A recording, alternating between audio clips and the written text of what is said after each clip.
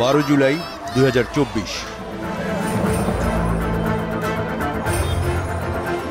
সারা দেশের প্রায় সকল পাবলিক প্রাইভেট বিশ্ববিদ্যালয় এবং কলেজে শিক্ষার্থীদের কোটা সংস্কার আন্দোলনের 4 দফা দাবি আদায়ে বাংলা ব্লকেট কর্মসূচি চলতে থাকে।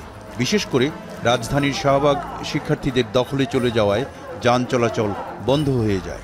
গোটা রাজধানী জুড়ে যানজট লেগে যায়, নগর জীবনের বিরূপ প্রভাব পড়ে। গতকালকে কিন্তু হাইকোর্ট মহামান্য আদালত আমাদের বক্তব্যের সাথে সংগতিপূর্ণ কথাই বলেছে। আমরা সেই বক্তব্যকে স্বাগত জানিয়েছি। সরকার বিষয়টি গুরুত্বের সঙ্গে নেয়। কোন কোটা কিভাবে কমানো যেতে পারে এই নিয়ে সরকারের বিভিন্ন পর্যায়ে আলোচনা শুরু হয়। সবার কাছে যাতে গ্রহণযোগ্য হয় সেটা নিয়েও সরকারের বিভিন্ন পর্যায়ে আলোচনা চলতে থাকে। কোনো সিদ্ধান্ত হয়নি, সিদ্ধান্ত নেওয়ার প্রক্রিয়ার মধ্যে আলাপ আলোচনা আমরা নিজেরাই করছি। আইনমন্ত্রী, শিক্ষামন্ত্রী, তথ্য ও সম্প্রচার প্রতিমন্ত্রী এবং শিক্ষা প্রতিমন্ত্রীর সঙ্গে আওয়ামী লীগের সাধারণ সম্পাদক ওবায়দুল কাদের জরুরি বৈঠক করেন।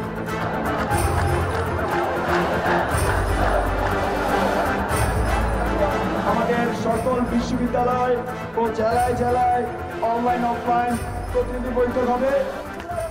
বৈষম্য বিরোধী ছাত্র আন্দোলনের সমন্বয়করা দেশের সব বিশ্ববিদ্যালয়, কলেজ এবং 64 জেলায় অনলাইন অফলাইনে প্রতিনিধি সম্মেলন করে।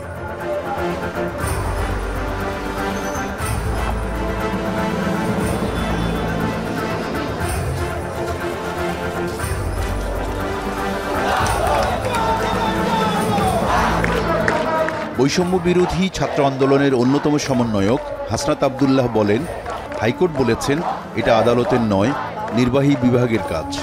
তাই নির্বাহী বিভাগ থেকে যখনই আমাদের দাবির ব্যাপারে আশ্বাস দেয়া হবে তখনই আমাদের আন্দোলন শেষ হবে।